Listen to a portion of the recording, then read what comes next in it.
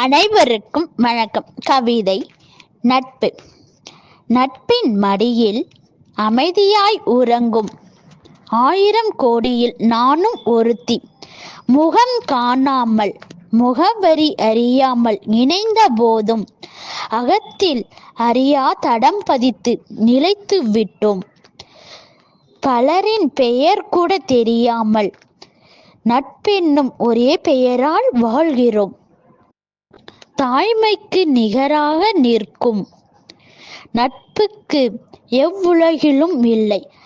அகவையை 50 கடந்தாலும் துள்ளும் மழலையாய் நம்மை மாற்றிடும் உறவு இது.